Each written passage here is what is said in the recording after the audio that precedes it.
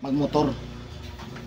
And guys, part 2 na ni, please subscribe YouTube channel and please follow my Facebook page, Eric Hilot ang traditional. And part 2 na ni. Uy, ang motor ay kaya para na mo biyahe bitong ulan. Okay lang, di mo ulan. Di mo ulan. Para ba init rin sa unahan mo ulan. Putol ba? Anong ulan mo rin nga? Init man dito. Kilala ko, kilala ko. Kaya pinag-ulan dito din init pa.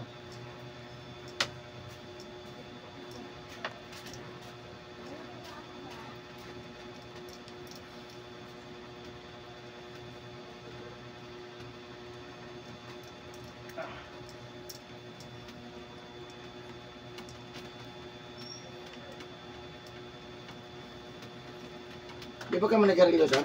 Hindi. Inom lang. Inom lang. Oo. Pero may inom, parang nawala na. Ako nagsa. Nagsa.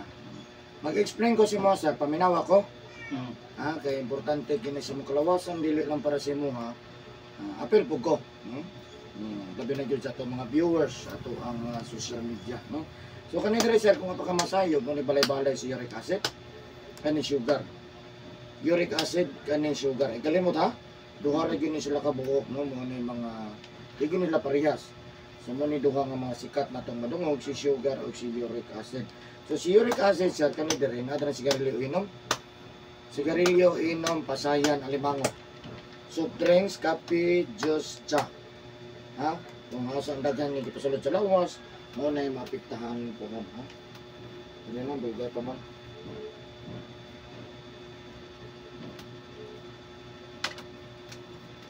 Pariha jud mo ko.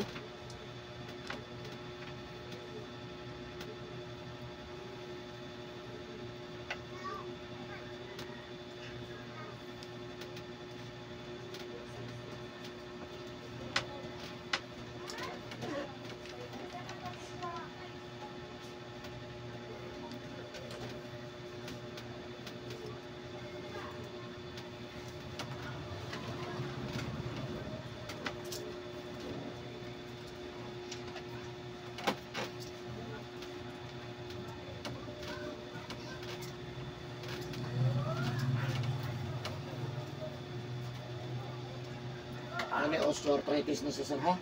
O ni makapasungkot sa tao pag matigulang na kani. Osteoarthritis.